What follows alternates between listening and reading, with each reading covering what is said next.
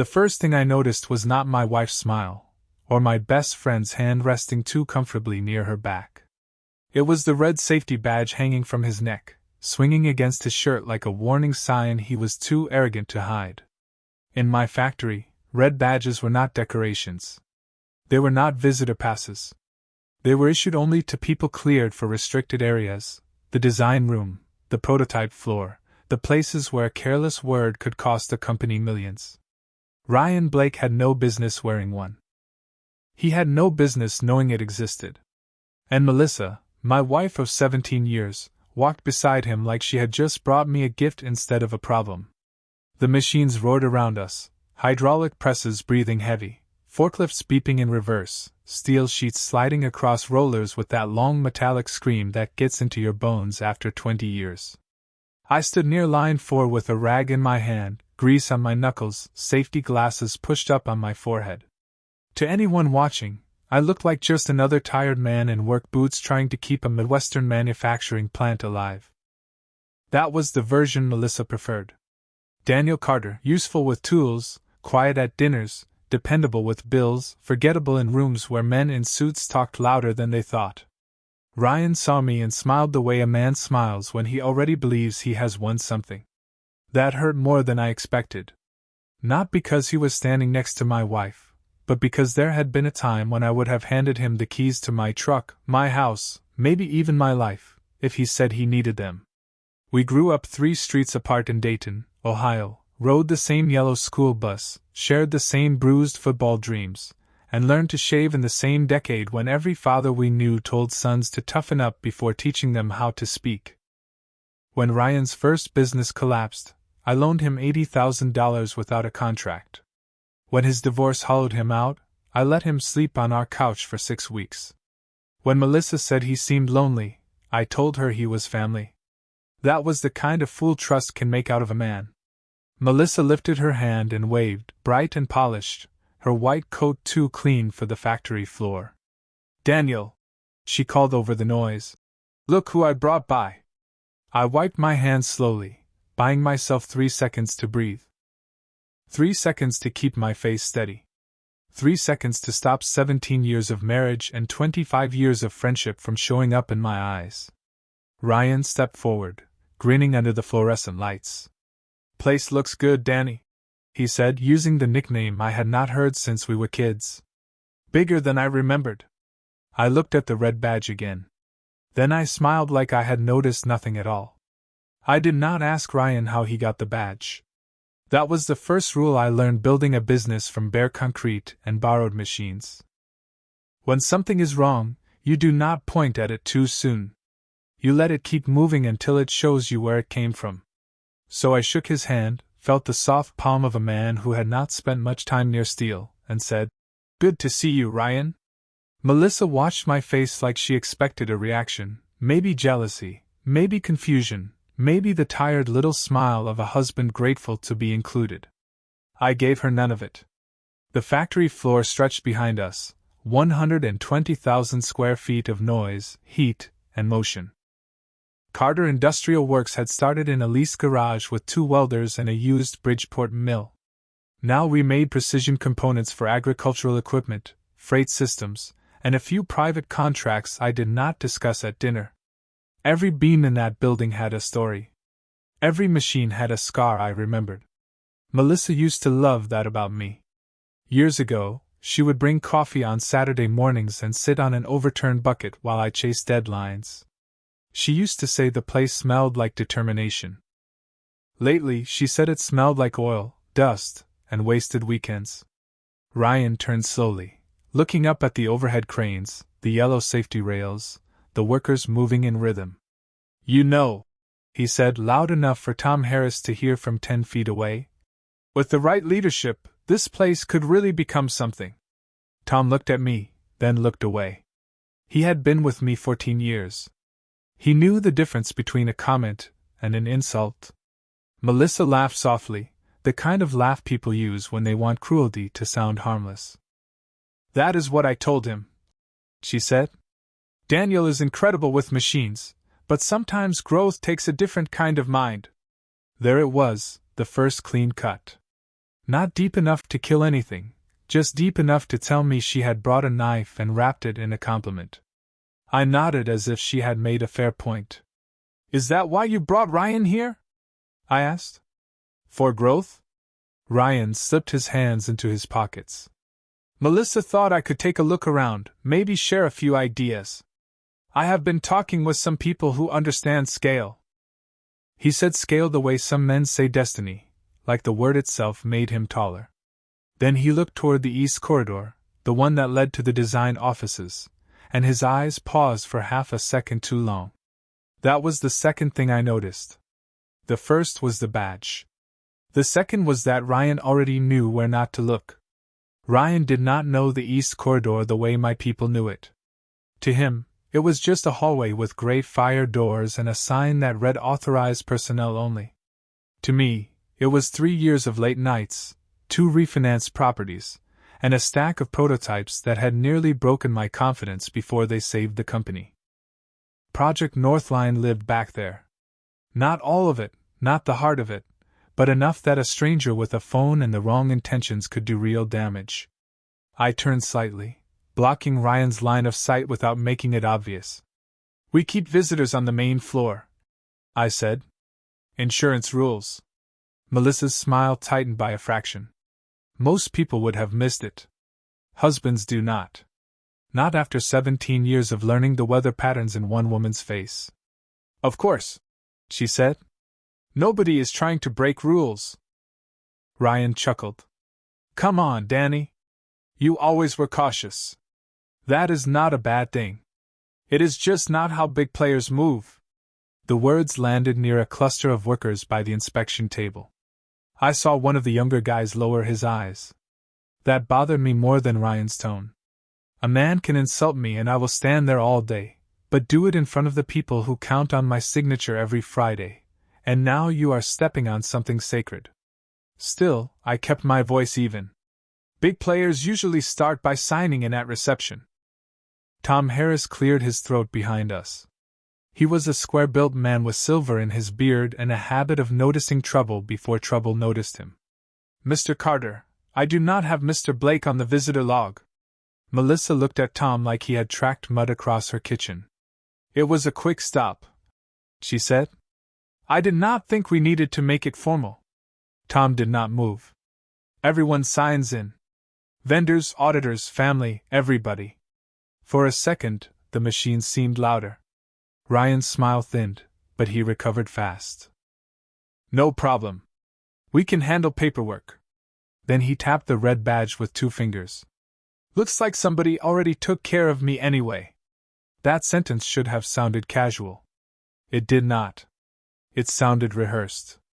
I looked at the badge again and saw the tiny scuff on the bottom edge, the kind that comes from being dragged across a metal desk drawer, not handed fresh from the security cabinet.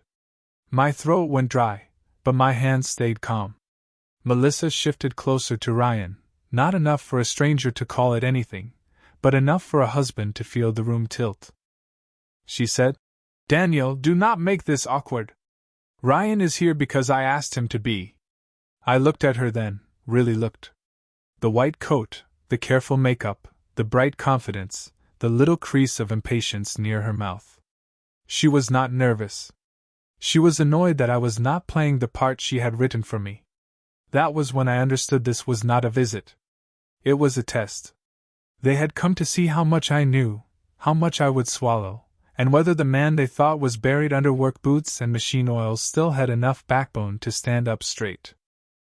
I let Melissa's words hang in the air for a moment, not because I had nothing to say, but because silence has a way of making guilty people fill it.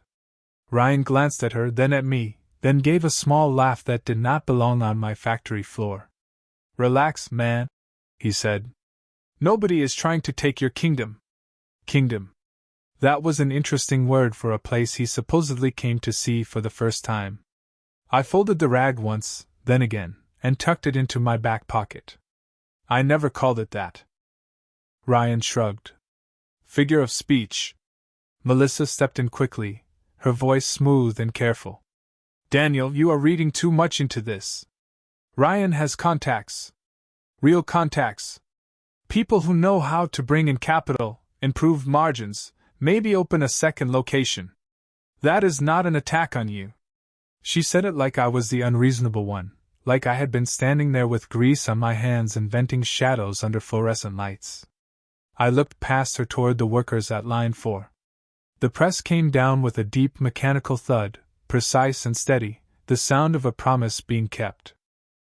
Men and women in safety glasses moved through their stations with the quiet confidence of people who knew their work mattered. I had missed birthdays for this place. I had signed payroll while my own checking account was thin enough to make me sweat. I had sat in my truck at 2 a.m. doing math on the back of gas station receipts, trying to keep families employed through winter. And now my wife stood in the middle of it with my oldest friend, explaining my life back to me like it was a fixer-upper she had found online. Second location, I repeated. That is a big conversation for a quick stop. Ryan smiled wider. That is the difference between builders and strategists. Builders protect what exists. Strategists see what it could become. Melissa looked proud of that line. That was the third cut. Not the words themselves, but the way her eyes warmed when Ryan said them. I remembered when she used to look at me that way, back when Carter Industrial Works was a rented bay with a leaking roof and one space heater fighting in Ohio January.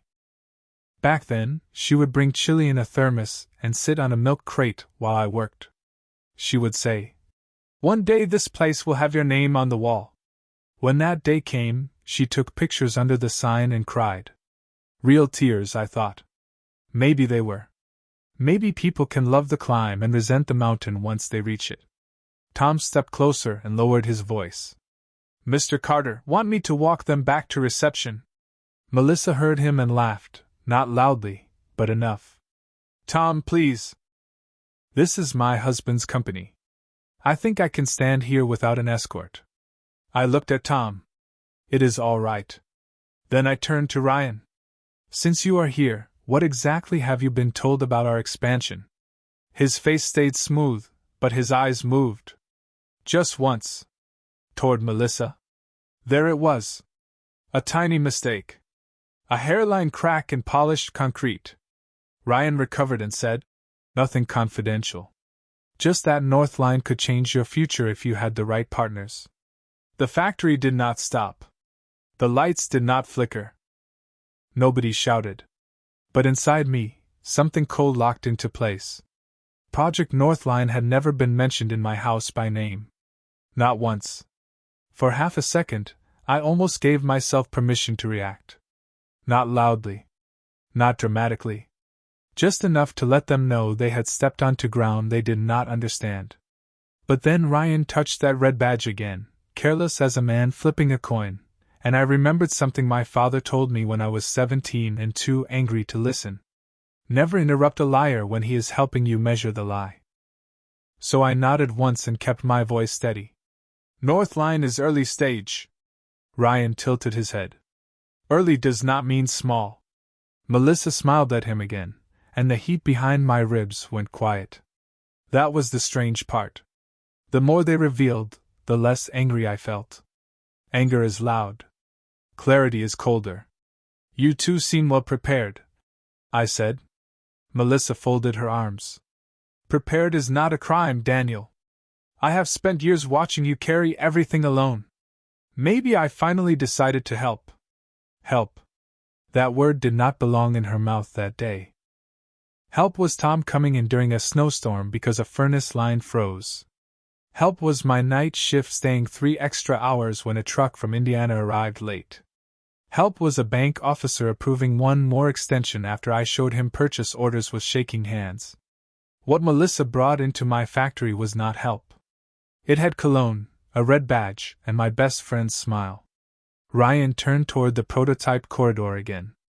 "Look, I am not here to disrespect you. I just think a company like this needs vision. Northline could put you in national conversations. Maybe federal contracts down the road. But not if it stays trapped in old-school thinking." "Federal contracts." He said it softly, but not softly enough. That phrase was not in any brochure, not in any public filing, not in any dinner conversation. It existed only in 3 places: a locked folder in my office, Evelyn Brooks's legal notes, and the project schedule on an encrypted drive in the design room. I looked at Melissa. Her face gave me nothing. That lawyer-polished expression she had practiced in mirrors before charity events and neighborhood dinners. But her left thumb rubbed the side of her wedding ring. She always did that when she was trying not to show nerves. "Ryan," I said, "what did you hear about federal contracts?" The question hit the floor like a dropped wrench. He blinked once. Melissa's thumb stopped moving. Tom looked at me from the corner of his eye. For the first time since they walked in, Ryan did not have an answer waiting. "I mean, it is obvious, right?" he said. "Manufacturing, components, expansion. That is where serious companies go." I let the excuse sit there, thin and weak under the fluorescent lights. Then I smiled. "Sure." Melissa stepped closer, lowering her voice. "Daniel, do not embarrass me in front of everyone." That line would have worked 5 years earlier. Maybe even 2. Back then, I still believed a husband could save a marriage by swallowing enough sharp things quietly.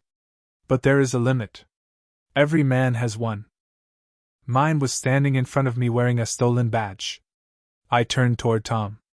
"Take them to the conference room by reception. Coffee, water, whatever they want." Ryan relaxed too fast. Melissa's shoulders dropped like she had won a round I did not know we were playing. "I need 10 minutes, I added. "There is a pressure issue on line 2. That was a lie, but it sounded like my kind of lie, boring and mechanical. Tom understood immediately. He nodded and gestured toward the front offices. Melissa looked annoyed, but Ryan gave me a little salute, like we were still boys playing at being men. As they walked away, I watched the red badge swing against his chest until the hallway swallowed it. Then I turned, crossed the floor, and headed straight for the security room. The security room sat behind a steel door near shipping, small enough to feel like an afterthought and important enough to make men careful. It smelled like dust, warm electronics, and the bitter coffee Tom lived on during night audits. 6 monitors glowed above the desk, each one showing a different slice of the factory. Loading dock. Main floor. Reception. East corridor. Design hallway. Parking lot. I shut the door behind me, and the noise of the machines dropped to a low, distant growl, like thunder on the far side of a county road. For the first time since Melissa walked in with Ryan, I let my face change. Not much. Just enough that the man in the black monitor reflection looked older than he had 10 minutes ago. I sat down, typed my code, and pulled up the access log. Red badge number R713. Issued 4 days earlier at 11:17 at night. My hand stopped on the mouse. The factory was closed at 11:17.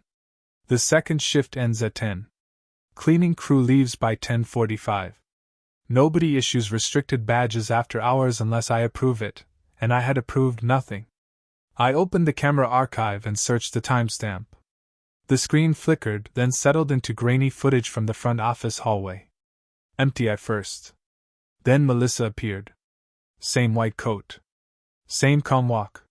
She moved like someone who belonged there, which hurt because technically she did. She had been my wife before this place had walls. She knew where I kept the spare keys, which doors stuck in winter, which cameras had blind spots before I paid to replace them. She stopped outside reception, looked over her shoulder, and entered a code at the security cabinet. My code. The one I had not changed in 6 years because I trusted the people close to me. The cabinet clicked open. She reached inside and took the red badge. Then Ryan stepped into frame. Not behind her like a visitor. Beside her like a partner. I watched him take the badge from her hand and smile. There was no sound on that camera, but some smiles do not need audio. I clicked to the next angle. They walked down the east corridor. Melissa used my code again. The restricted door opened. Ryan did not hesitate. That was how I knew it was not his first time. A man seeing secrets for the first time slows down. He looks around. He acts careful. Ryan walked like he already knew where the lights were. I leaned back in the chair and stared at the screen while the air conditioner hummed above me. It is strange how betrayal becomes easier to understand once it turns into data. A badge number. A timestamp. A door entry. A clip of two people forgetting that walls have memory. My phone buzzed. Tom. They are in the conference room. Ryan asked if the design corridor always stays locked. I stared at that message until the words sharpened. Then I saved the footage, copied the access logs, and sent both to a secure folder Evelyn Brooks had made me set up years ago. Back then, I thought it was paranoia. Now it felt like a lifeboat. I stayed in that chair for another minute, watching the frozen image of Ryan stepping through my restricted door. A part of me wanted the footage to explain itself differently. Maybe Melissa had misunderstood. Maybe Ryan had talked his way in. Maybe there was some clean version of the truth where my wife had not handed my best friend a key to the most valuable thing I had ever built. But grown men do not survive by worshipping maybes. They survive by looking at what is in front of them, even when it ruins the room. I pulled the next hour of footage. 11:23, design hallway. 11:26, prototype floor. 11:31, my office door. Melissa typed my code without hesitation, and Ryan followed her inside. The camera in my office faced the bookshelves and the conference table, not the desk, but it showed enough. Ryan moved straight to the framed aerial photo of the factory, the one taken the year we expanded west.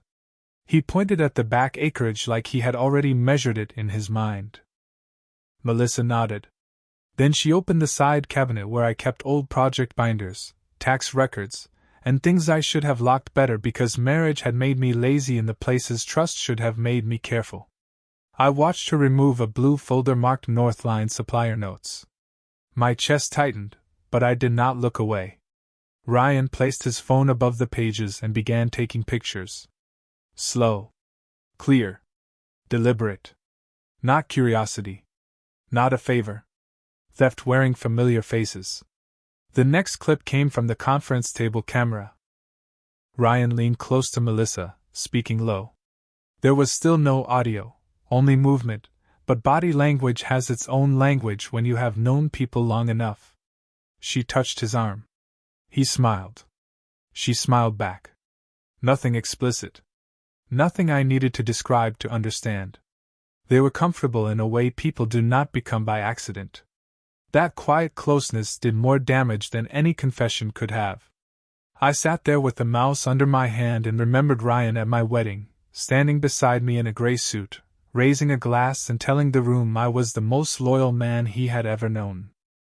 I remembered Melissa squeezing my hand under the table that night, whispering that we were lucky to have people who loved us. Funny how memory can turn into evidence too, not in court, but in the heart. I exported every clip. Then I checked the network logs. At 11:48, a flash drive had been inserted into the design room workstation. At 11:52, a file package had been copied. Project Northline preliminary drawings. Vendor pricing. Material tolerances. Delivery forecasts. Enough to damage us if it reached the wrong hands. Enough to make a competitor look lucky. My phone buzzed again. This time it was Melissa. Are you almost done? Ryan has another meeting. I looked at the message, then at the red badge frozen on the screen. My reply was simple. 5 more minutes. I did not go back to the conference room right away.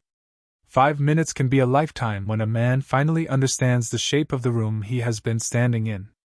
I opened the employee directory, found the emergency contact for Evelyn Brooks, and called from the security room landline because some conversations deserve a wire and a wall, not a glowing screen in your hand. Evelyn answered on the third ring, calm as courthouse marble. Daniel? She said. Tell me what happened. That was why I paid her more than I paid most consultants. She never wasted time asking if something was serious. I have unauthorized access to Northline, I said. My wife used my code.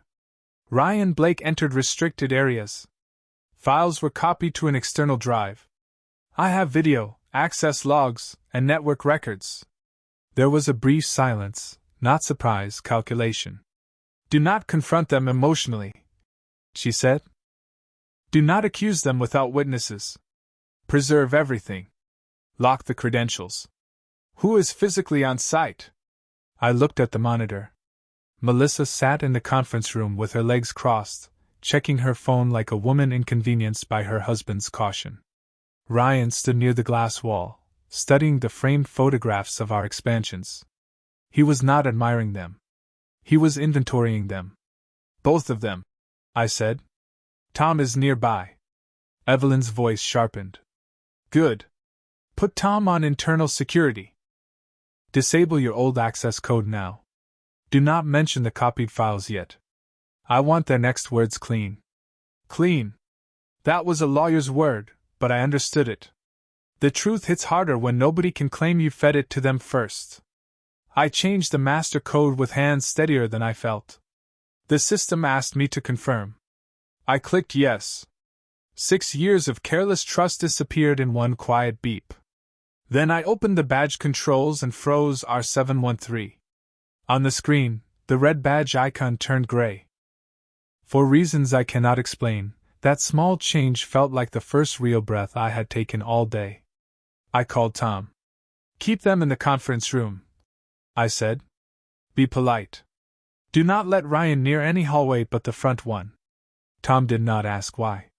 Men like Tom are rare because they know when loyalty means silence. Understood, he said. You all right, boss?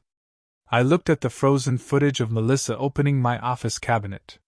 For a second, my answer got caught somewhere behind my ribs. Not yet, I said. But I will be. Before I left the security room, I copied the evidence to a second drive and placed it in the small fire safe under the desk. Then I washed my hands in the utility sink even though the grease had been gone for 20 minutes. Habit does that. It gives a man something ordinary to do when his life has stopped being ordinary. When I stepped back onto the factory floor, the machines were still running, the workers were still moving, and the world had the nerve to continue. I walked toward the conference room with one thought in my head. Let them talk first.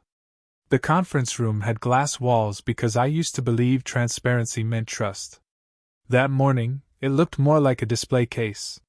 Melissa sat at the long table with a paper cup of coffee cooling in front of her, one hand resting near her phone, the other still touching her wedding ring like it could protect her from consequences.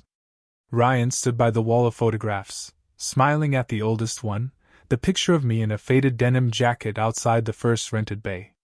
Hard to believe this all started there, he said when I walked in.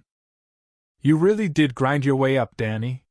He made it sound almost kind, which somehow made it worse. I closed the door behind me and took the seat at the head of the table. Tom remained outside, visible through the glass, arms folded, calm as a locked gate. Melissa leaned forward. Can we reset, please? This was supposed to be a positive conversation. Then let us have one, I said. Ryan pulled out the chair across from me and sat down like a man settling into a negotiation he had practiced in the mirror. Look, I know things got tense out there. Maybe I came on too strong. But your wife is right. You have built something impressive, and impressive things need room to evolve. I nodded. Evolve into what? His eyes brightened. He had been waiting for that door to open. A larger operation. A cleaner capital structure. Professional management. Maybe a strategic partnership with a group that understands national distribution. Melissa added. And less pressure on you. That is the part you never hear, Daniel. You think every suggestion is criticism. I looked at her and remembered the woman who once cried when we bought our first used lathe because she said it meant we were going to make it. I wondered when making it stopped being enough. What kind of group? I asked. Ryan glanced at Melissa, then back at me. I know people. Private money. Serious money. They would want to review certain materials first, of course. Projections, supplier relationships, product direction. Project Northline, I said. Melissa's face stayed still, but Ryan's fingers paused on the table. Potentially, he said. If that is the growth engine. I let the silence stretch just long enough to make him uncomfortable. And how would they know Northline exists? Ryan gave another soft laugh. Daniel, come on. You cannot keep everything in a shoebox forever. The world moves fast. Melissa reached across the table, not for my hand, but for the conversation. This is exactly what I mean. You make everything personal. That landed. Not because it was true, but because she knew how to aim at the part of me that still wanted to be fair. I turned my coffee cup 1/4 inch clockwise and said, My wife brings my oldest friend into a restricted facility wearing a badge he should not have, and I am making it personal? Ryan's smile faded for the first time. Melissa looked toward the glass wall, then back at me. It was a visitor badge. No, I said quietly. It was not. The room went still, and in that stillness, I saw the first real flicker of fear cross Ryan's face. Ryan looked down at the badge as if seeing it for the first time, but the performance came too late. A guilty man can rehearse confidence, but surprise is harder to fake when the floor moves under him. Melissa recovered first. She always did. Daniel, you are turning a misunderstanding into an accusation. Her voice had that polished edge she used at school board meetings and charity luncheons, soft enough to sound reasonable, sharp enough to cut. Ryan needed access because I thought it would help him understand the opportunity. I looked at her across the table. The opportunity. She blinked. Yes. That is what we are calling it now. Ryan shifted in his chair. You know what? Maybe this is not the right time. We came here to help, and if you are going to act like everyone is against you, then maybe we should revisit this later. He pushed back slightly, testing the room. Testing whether he could stand up and leave with my evidence still tucked inside his pocket or sitting on some drive he thought I did not know about. I did not raise my voice. Sit down, Ryan. He froze, not because I said it loudly, but because I said it like a door closing. Melissa's eyes widened. Do not talk to him like that. That almost made me laugh, not because it was funny, but because grief has strange manners. My wife had brought him into my factory with a restricted badge, watched him insult me in front of my people, defended his presence, and now the first thing that truly offended her was my tone. You are right, I said. Let me be precise. I placed my phone on the table and opened the first file. Not the video yet. Just the access log. Clean numbers. Badge R713. Issued 11:17 at night. East Corridor opened 11:23. Design room workstation accessed 11:48. External storage connected. Melissa stared at the screen, and for the first time all morning, color left her face in a way makeup could not hide. Ryan leaned back. That does not prove anything. I agree, I said. Logs alone are not the whole story. Then I turned the phone so the camera still faced them and opened the frozen frame of Melissa at the security cabinet, my code under her fingers, Ryan standing beside her. The room changed. Not loudly. Not with gasps or shouting. It changed the way air changes before a summer storm, pressure dropping, windows waiting. Melissa whispered, You were watching us? I almost did not recognize the question. It sounded less like shame and more like offense, as if the real problem was not what she had done, but that the building had remembered it. No, I said. The cameras were. Ryan's jaw tightened. Daniel, be careful. You are emotional right now. There it was again, the old trick. Call a man emotional when he finally brings facts to the table. I looked at him and saw the boy from Dayton, the broke friend on my couch, the best man at my wedding, all of him sitting inside a stranger's suit. I have been careful all morning, I said. That is why you are still sitting here. Melissa reached for my phone, but I moved it away before her fingers touched the screen. Her hand stopped in midair, small and pale above the table. Daniel, she said softer now, let us talk privately. I shook my head. We passed private when you gave him my code. Melissa sat back as if the chair had moved beneath her. For the first time that morning, She looked less like the woman who had walked in with a plan and more like the woman I had married before ambition learned how to sharpen her voice. Ryan, though, was still calculating. I could see it in the way his eyes moved from my phone to the glass wall, then to the door. He was looking for an exit that did not look like an exit. "This is being blown out of proportion," he said. "I took a look at some paperwork. That is it. No harm was done." "No harm," I repeated. The words tasted strange. Men like Ryan always think harm only counts when something breaks in public. They do not count trust. They do not count the years it took to build a name clean enough for suppliers to extend credit on a handshake. They do not count the workers on the floor whose mortgages depend on secrets staying secret until contracts are signed. "You copied files from the design workstation," I said. Ryan's face hardened. "You cannot prove what was copied." I nodded once. That would have been a stronger sentence if I had not checked the network log. Melissa turned toward him then, just a little, but enough. There it was again, another crack. She had known about the badge. She had known about the access. But she had not known every detail of what Ryan had done once the door opened. Betrayal has layers. Sometimes even traitors get surprised by each other. "Ryan," she whispered, "what did you copy?" He looked annoyed, not guilty. "Nothing that matters." I almost smiled. "Project Northline preliminary drawings. Vendor pricing. Material tolerances. Delivery forecasts." With each phrase, the room seemed to shrink around him. Melissa's hand went to her mouth, then dropped quickly when she remembered I was watching. "You told me you only needed context," she said. Ryan leaned toward her. "Do not do that. We talked about this." He caught himself too late. Those 5 words walked into the room and sat down between them. We talked about this. Not a misunderstanding. Not a quick stop. Not a husband overreacting to his wife's helpful friend. A plan. I looked at Melissa, and something in me stopped reaching for the old version of her. The woman who brought chili to a freezing shop was gone, or maybe she had been gone for years and I had been too busy keeping the lights on to hold a funeral for the marriage. My phone buzzed on the table. "Evelyn Brooks."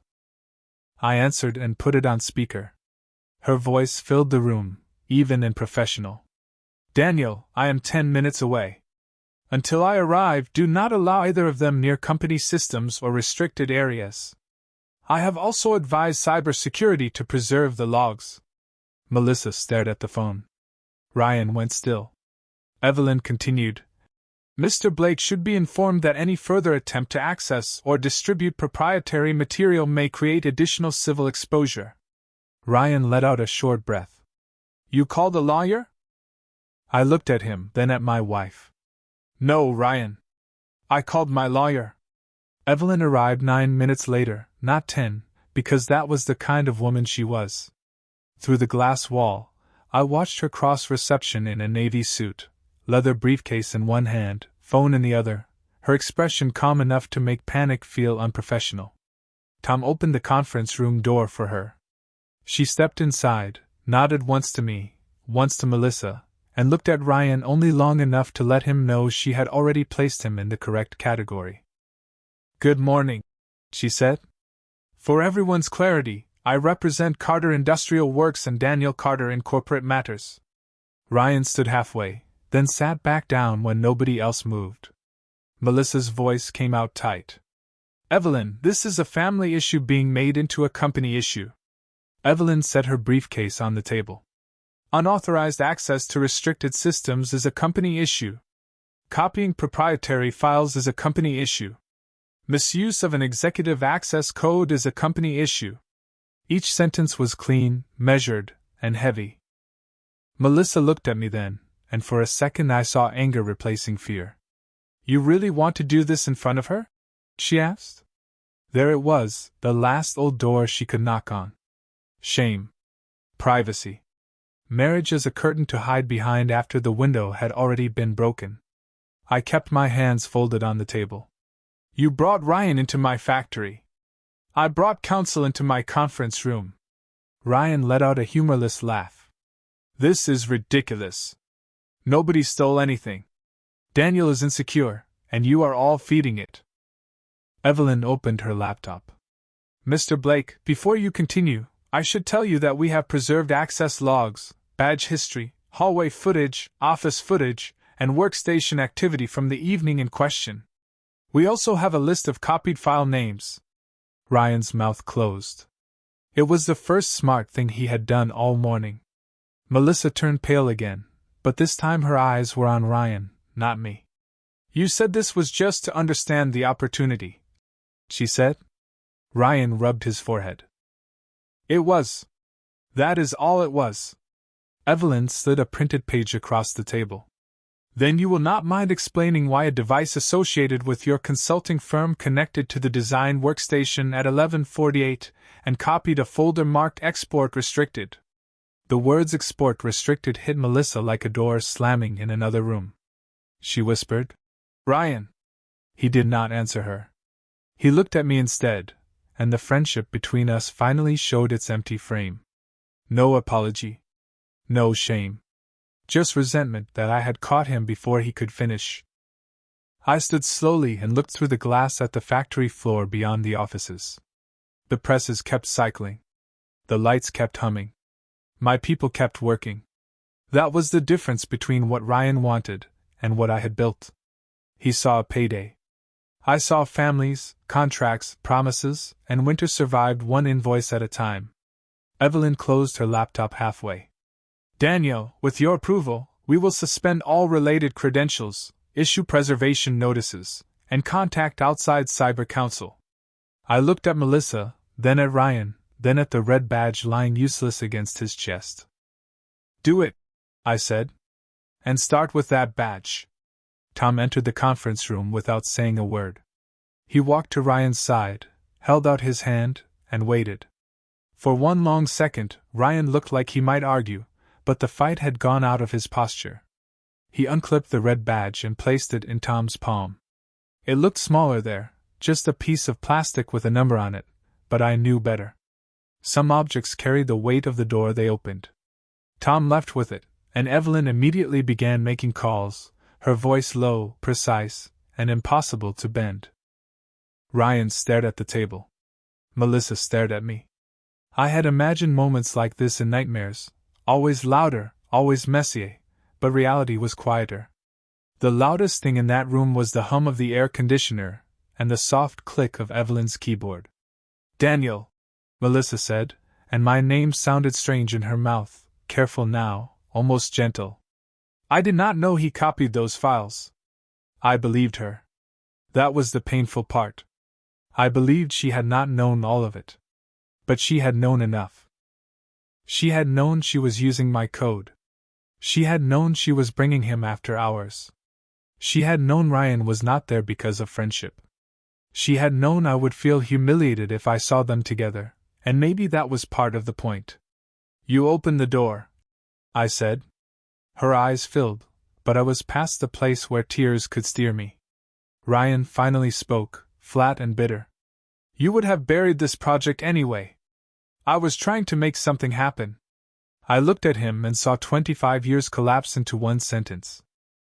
That was the clearest confession he had given. Not that he copied files. Not that he betrayed me. That he believed my life's work needed him to matter. Evelyn ended a call and turned to me. Outside counsel is engaged. Cybersecurity is preserving the workstation. I recommend Mr. Blake leave the premises immediately and have no further contact with company systems or employees. Ryan stood, smoothing his jacket like dignity was something he could put back on. At the door, he paused. For a heartbeat, I thought he might apologize. Instead, he said, You changed, Danny? I nodded. No. I stopped making excuses for people who did. He had no answer for that. Tom escorted him through reception, not roughly, not dramatically, just firmly, the way you remove a problem from a place that has work to do. Melissa remained seated. The woman who had walked in shining now looked small under the conference room lights. What happens to us? She asked. I looked at my wedding ring, the faint scratches across the gold, years of machinery and marriage written into one circle. Then I took it off and set it on the table. That depends on lawyers now, I said. But this place was never yours to sell, and I was never yours to humiliate. I left her there with Evelyn and walked back onto the factory floor. The red badge was gone. The machines were still running. Steel still moved through the line, hot, loud, and honest. For years, I thought silence meant weakness. That day, I learned silence can be a locked door, a saved file, a witness, a man standing still until the truth has nowhere left to hide.